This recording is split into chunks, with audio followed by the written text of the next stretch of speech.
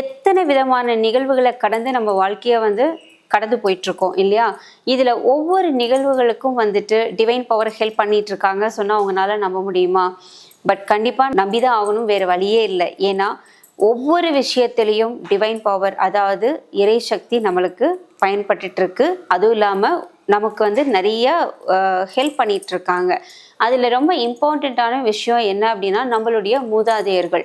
So ancestors அப்படின்னு சொல்லக்கூடியவங்க. இந்த ஆன்செஸ்டர்ஸில் யாரெல்லாம் இருப்பாங்க அப்படின்னு பார்த்தீங்கன்னா, உங்களுடைய பேரண்ட்ஸ் இருக்கலாம், தாத்தா பாட்டி இருக்கலாம், இல்லை 64வது தலைமுறையில் இருக்கக்கூடிய தாத்தா பாட்டிகள் இருப்பாங்க இல்லையா? நம்மளுடைய first generation, second, third, fourth generation, அதாவது அசென்ஷன் ப்ராசஸில் இருக்கிறவங்க எல்லாருமே ஆன்செஸ்டர்ஸ் தான். ஈவன் நம்மளுடைய குருமார்கள், ஸோ சித்தர்கள், அதுக்கப்புறம் முனிவர்கள், இவங்க எல்லாருமே ஆன்செஸ்டர்ஸ் அப்படிங்கிற வழிகளில் தான் வருவாங்க. உங்கள் வாழ்க்கையில் ஒரு பிரச்சனைன்னு வரும்போது உங்களுக்கு கண்ணுக்கு தெரியாமல் இருந்து உங்களுக்கு பின்னாடி இருந்து ஹெல்ப் பண்ணுறவங்க அவங்க தான் இருப்பாங்க. நம்ம வழிபடக்கூடிய எல்லா தெய்வங்களுமே ஏஞ்சல் ஸ்பிரிட்ஸ் தான்.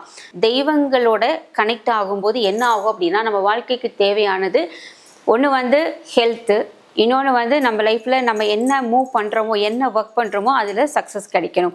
ஸோ இந்த மாதிரியான விஷயங்கள் நடக்கிறதுக்கு ஏஞ்சல் ஸ்பிரிட்ஸ் ரொம்ப ஹெல்ப்பாக இருப்பாங்க. நம்மளுடைய எனர்ஜி நமக்கு ரொம்ப ரொம்ப ஆக்டிவாக இருக்கணும். பிகாஸ் எனர்ஜி சென்டர்ஸ் ஆக்டிவாக இருந்தால் தான் அவங்களுடைய எனர்ஜிஸை நம்மளால் அப்சர்வ் பண்ண முடியும்.